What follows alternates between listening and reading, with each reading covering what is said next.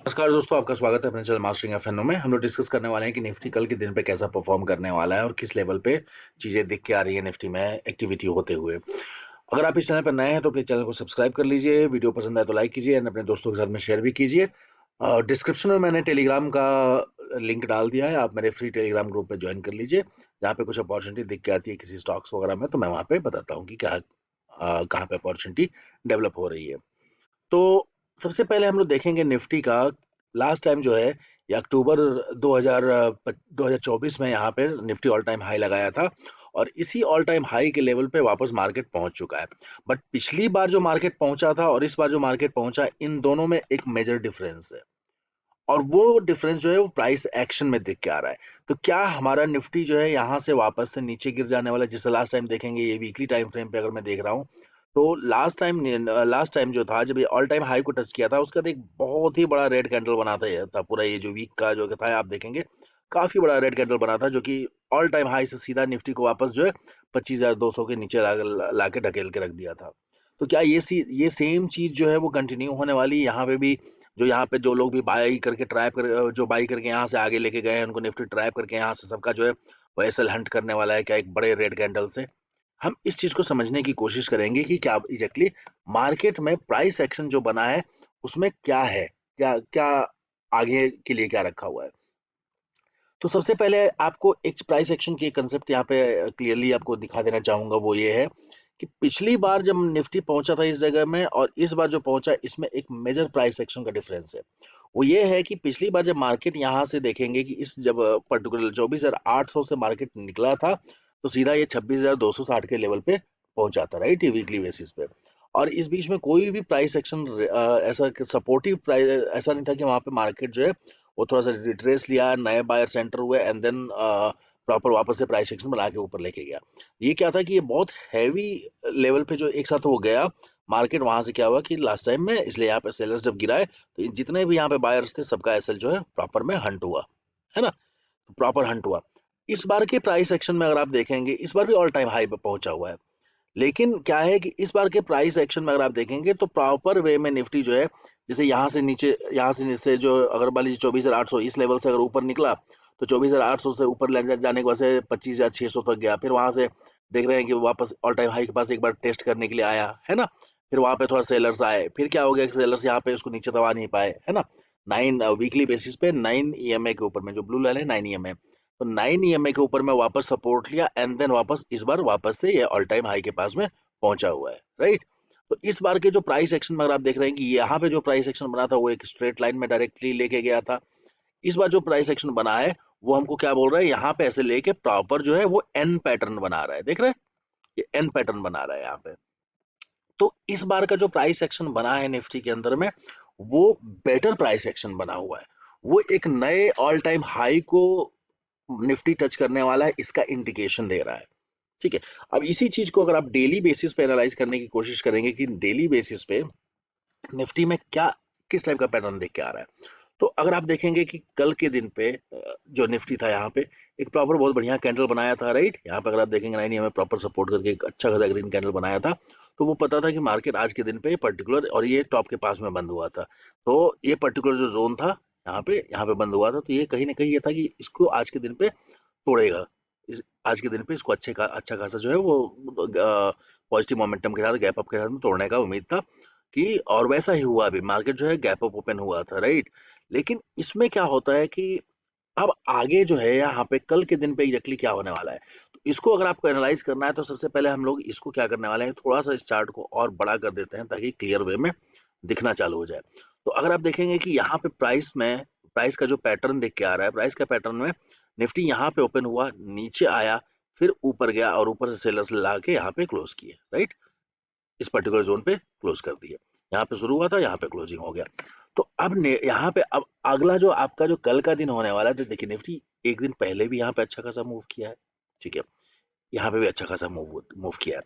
तो कल जो है निफ्टी में क्या एक्टिविटी होगी उसको हम समझने के लिए हम लोग एक काम करते हैं कि 15 मिनट के टाइम फ्रेम पे मूव होते हैं और 15 मिनट के टाइम फ्रेम पे कल का ट्रेडिंग का पैटर्न जो है इसको हम एनालाइज करने की कोशिश करेंगे। तो आज का पैटर्न को सबसे पहले आप अगर समझेंगे तो निफ्टी जब गैप अप ओपन हुआ था, नीचे आया था, नीचे आने के बाद से अगर आप देखेंगे 15 मिनट का time frame is the best time frame. अगर आपको इंट्राडे ट्रेडिंग करनी है तो 15 मिनट के टाइम फ्रेम पे अगर आप ट्रेड करेंगे तो वो ट्रेड आपका बेटर एग्जीक्यूट होगा और बेटर वे में आप काम कर पाएंगे। तो यहाँ पे क्या हुआ कि जब भी आप देख रहे हैं कि हर बार ये 9 EMI के ऊपर में सपोर्ट लेके निफ्टी अपसाइड जा रहा था, तो यहाँ डरने की बात थी नहीं। जब तक कि 9 EMI के नीचे क्लोजिंग ना कर दे तब तक डरने की कोई बात तो थी नहीं। यही कारण है कि निफ्टी जब यहाँ पे गैप अप ओपन हुआ और इस जगह पे आया था, तो यहाँ पे क्या था कि यहाँ पे लोगों ने पोजीशन इनिशिएट किया। ठीक है, यहाँ पे लोगों ने पोजीशन इनिशिएट किया और यहाँ यहाँ तक कि मैंने भी खुद इस जगह पे पोजीशन इनिशिएट किया था कि गैप अप के बाद जब नीचे आया तो जस्ट वेट किया गया मार्केट को प्रॉपर जो है देखने के लिए कि क्या ये क्लियर हो रहा है। एंड क्योंकि ओवरऑल मोमेंटम तो बुलिश था, जो डायरेक्शन था वो बुलिश था, तो यहाँ पे देखा गया कि यहाँ पे क्या हो रहा है। और यहाँ से अगर आप देखेंगे निफ्टी ने जब प्रॉपर सपोर्ट लिया यहाँ पे, ठीक है, यहाँ पे सपोर्ट लिया, तो आप क्या है कि उसको 15 मिनट एंड 5 मिनट दोनों के कैंडल पे देखना है। 5 मिनट एंट्री के लिए रहता है एंड 15 मिनट जो है वो प्रॉपर ऑब्जर्वेशन के लिए रहता है, मार्केट की मूवमेंट के लिए and right stop loss decide करने के लिए एंड राइट एरियाज डिफाइन करने के लिए। तो मार्केट जो है प्रॉपर वे में क्या हुआ कि यहाँ से जो है मार्केट मूव करना चालू हुआ। ठीक है, यहाँ पे मूव करना चालू किया और देखेंगे इस पर्टिकुलर लेवल पे, यहाँ पे 15 मिनट पे एकदम इस जगह पे 26,246 का हाई लगाया एंड वहां से फिर से क्या हुआ कि मार्केट जो है वो रिजेक्शन लिया है। ठीक है, यहाँ रिजेक्शन लेने के बाद से अब जो कैंडल का पैटर्न अगर आप देखेंगे तो पहला कैंडल यहाँ पे एक रिजेक्शन लिया, दूसरा ये कैंडल जो है शूटिंग स्टार बनाया। ठीक है, शूटिंग स्टार बनाया, फिर वापस यहाँ पे थोड़ा सा बायर्स बाई करने की कोशिश किए, वापस यहाँ पे क्या है कि सेलर्स ने इसको दबाने की कोशिश किया, फिर वापस बायर्स बाई कर लिए। फिर यहाँ पे क्या था कि मार्केट ने वापस यहाँ पे अपना ही नियम के ऊपर ही बंद हुआ बट रेड कैंडल में बंद हुआ। यहाँ पे भी क्या हुआ कि सेलर्स दबाने की कोशिश किए, थोड़ी बायर की एंट्री हुई। तो मार्केट में अब यहाँ पे ये एक चीज तो समझ में आया है कि यहाँ पे जो सेलर, यहाँ पे जो बायर्स है वो थोड़ा सा एग्जॉस्ट हुए हैं, है ना। अब टाइम भी कम बच गया था, ये बात फैक्ट है कि 15 मिनट के हिसाब से देखा जाएगा तो मार्केट का लास्ट लास्ट मोमेंटम था और लास्ट लास्ट का समय था और धीरे धीरे क्या होता है बायर जो है वो एग्जॉस्ट होते चले गए। तो वही कारण है कि बायर एग्जॉस्ट होते चले गए और सेलर्स जो है सेलर्स जो है अपना कुछ सेलर्स यहाँ पे एंट्री बनाए हुए हैं। ठीक है, तो अभी क्या होने वाला है कि मार्केट में कल के दिन पे आपको एक चीज तो ध्यान रखना है कि मार्केट में कल के दिन पे निफ्ट, अभी ये एक ट्रेंड लाइन यहाँ पे बना हुआ है, राइट, ये एक ट्रेंड लाइन बना हुआ है। तो कल के दिन पे जब भी, ठीक है, मार्केट निगेटिव नहीं है, ये बात तो आपको समझ रखना पड़ेगा कि जब तक इस पर्टिकुलर लेवल को, इस पर्टिकुलर 26,26,075 दिख के आ रहा है, ठीक है, और ये पर्टिकुलर गैप भी है, इस पर्टिकुलर लेवल के नीचे मार्केट नहीं निकलेगा तब तक मार्केट में अभी निगेटिव का फिलहाल नहीं आने वाला है। ठीक है, मार्केट क्या रहने वाला है कि अगर कल के दिन पे मार्केट ये रहेगा कि इस पर्टिकुलर ट्रेंड लाइन को तोड़ेगा तो थोड़ा सा मार्केट नीचे की तरफ में आएगा। ठीक है, but every downfall is going to be an opportunity for buying. ठीक है, जहां जहां नीचे आएगा और स्विंग बनाएगा बनाएगा और स्विंग बना के 15 मिनट के टाइम फ्रेम पे जब जब ये 15 मिनट 15 ये जो अपना 9 EMI है, ठीक है, इसके ऊपर मगर मान लीजिए कि जैसे मार्केट अगर नीचे आता है तो 9 EMI के प्राइस नीचे चलना चालू हो जाएगा, है ना। तो आपको यहाँ पे सेलिंग का ट्रेड रहेगा। ठीक है, लेकिन अभी सेलिंग का जो ट्रेड रहेगा वो बड़े क्वांटिटी में नहीं रहना चाहिए। सेलिंग का ट्रेड जो रहेगा वो छोटे क्वांटिटी में रखना है क्योंकि हम ट्रेंड के अपोजिट में करेंगे। ठीक है, इस लेवल के नीचे आएगा तो मैं ऑब्वियसली जो है इस पर्टिकुलर लेवल के टारगेट के लिए फिर मैं जाऊंगा, लेकिन जब तक इस पर्टिकुलर के नीचे नहीं जाता है तब तक यहाँ का टारगेट हम नहीं ले सकते। फिलहाल जो यहाँ पे दिख क्या रहा है कि यहाँ पे मार्केट क्या है कि कल के दिन पे या तो साइडवेज हो जाए, ठीक है, जो पैटर्न दिख क्या रहा है उसके हिसाब से क्या है, कल के दिन पे हो सकता है मार्केट जो है वो साइडवेज हो जाए।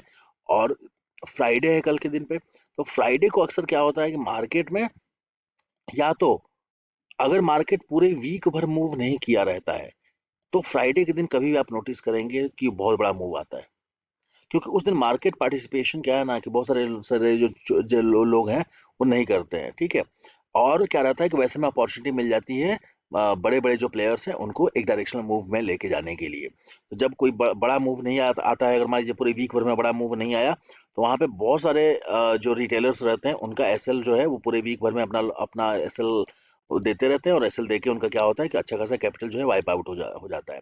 एंड फ्राइडे के दिन पे बड़े प्लेयर जो हैं वो लेके जाते हैं। बट अगर क्या रहता है कि अगर वीक डेज में जो है 2 से 3 दिन में ऐसा हो गया कि एक अच्छा खासा मूवमेंट अगर आ जाता है तो फ्राइडे का दिन अक्सर आप देखेंगे कि फ्राइडे का दिन क्या रहता है कि उस दिन पे मार्केट में पार्टिसिपेशन कम होता है, ठीक है। तो कल के दिन पे यानी फ्राइडे के दिन पे आपको ये चीज को ध्यान रखना पड़ेगा कि मार्केट कल के दिन पे अच्छा मूव नहीं कर सकता है, ठीक है। अच्छा मूव नहीं कर सकता है इसका मतलब सबसे पहले तो अगर आप इसको भी देखेंगे, विक्स को भी अगर आप देखेंगे, तो विक्स जो है 12.14 पे चल रहा है, ठीक है। तो कल के दिन पे निफ्टी में आपको एक चीज को ध्यान रखना रहेगा कि अगर ये 26,249 के ऊपर में, ठीक है, इसके ऊपर में अगर ये 15 मिनट सस्टेन किया, 15 मिनट्स, ठीक है, 15 मिनट अगर इस लेवल पे सस्टेन करता है तो कल के दिन पे तब मूव करेगा अपसाइड के लिए। लेकिन ये बात याद रखिएगा कि यहाँ पे थोड़ा सा उसको रेजिस्टेंस फेस होगा, ठीक है। यहाँ पे सेलर्स वापस दबाने की कोशिश करेंगे। लेकिन अगर आपको डाउन साइड में ट्रेड पकड़ना रहेगा तो प्रॉपर 15 मिनट का कैंडल को 9 EMA के नीचे क्लोज होने दीजिएगा। ये पर्टिकुलर लेवल है 26,170 का लेवल, ठीक है।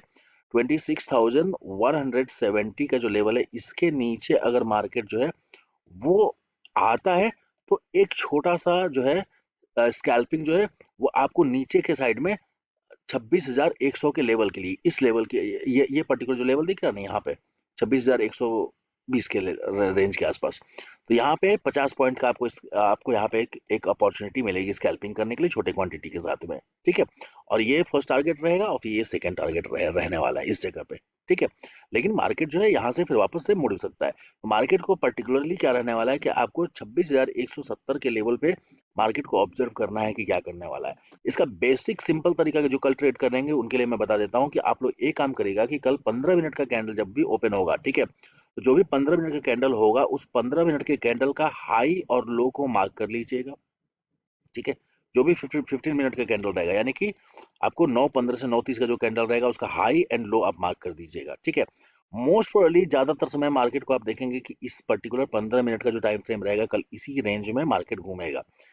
अब मार्केट जिस साइड भी तोड़ेगा, ठीक है, जब तक इस रेंज में घूमेगा आपको ट्रेड अवॉइड करना है। जब जिस साइड भी तोड़ेगा, ठीक है, तोड़ेगा तो आपको क्या करना रहेगा, ट्रेड इनिशिएट करना रहेगा, ठीक है। अगर इसके अंदर में अगर तोड़ता है नीचे में तो नीचे का ट्रेड, और ऊपर की तरफ तोड़ेगा तो ऊपर का ट्रेड इनिशिएट करिएगा। तो मे बी यहाँ पे एक आपको कुछ अपॉर्चुनिटी ट्रेडिंग की बनने वाली है। बट कल के दिन पे मार्केट में कोई बहुत ज्यादा मैं मूवमेंट नहीं देख रहा हूँ, कोई बड़ा मूवमेंट जो है वो नहीं दिख रहा है मुझे कल के दिन के लिए, ठीक है। तो ये 15 मिनट का रूल को फॉलो कीजिएगा। अगर आपको ये चीज दिख के आती है कि 15 मिनट के का जो भी अगर कैंडल बनेगा, अगर बनता है, ठीक है, जो भी 15 मिनट का टाइम टाइम फ्रेम पे जो भी कैंडल आपका बनेगा उसका अगर आपने हाई और लो मार्क कर लिया है और मार्केट क्या कर रहा है, मार्केट ऐसे से जाके इसी के अंदर ऐसे से घूम रहा है, तो फिर आप एक चीज कर सकते हैं कि अगर जो सपोर्ट रहेगा, अगर आपको दिखे यहाँ पे सपोर्ट बना रहा है तो छोटा छोटा स्कैल्पिंग यहाँ से यहाँ तक के लिए, यहाँ से यहाँ तक के लिए, ठीक है। तो वो एक रेंज में घूमता रहेगा तो आपको एक प्रॉपर वे में आपको देख के कि कहाँ कहाँ पे अपॉर्चुनिटी बन रही है वहां पे एक या दो स्कैल्पिंग आप कर सकते हैं, छोटा रेंज का स्कैल्पिंग। वैसा आप करेंगे तो कुछ आपको कैपिटल जो है थोड़ा सा प्रॉफिट आप जनरेट कर पाएंगे, ठीक है। अगर बिल्कुल साइडवेज होता है तो, नहीं तो तोड़ने के बाद से अगर आप एंटर करेंगे तो ऑब्वियसली एक क्विक मोमेंटम आपको मिल सकता है डाउन साइड के लिए इस पर्टिकुलर लेवल के लिए, ठीक है। 26,120 यानी 26,100 तक मार्केट कल के दिन पे आ सकता है। एंड देन वापस से ये करें जब इसको पर्टिकुलर 26,170 का लेवल को तोड़ेगा तब। आई होप आपको समझ में आया रहेगा। अगर वीडियो पसंद आए तो लाइक कीजिए, शेयर कीजिए अपने दोस्तों के साथ में, एंड सब्सक्राइब कीजिए। Thank you so much for watching.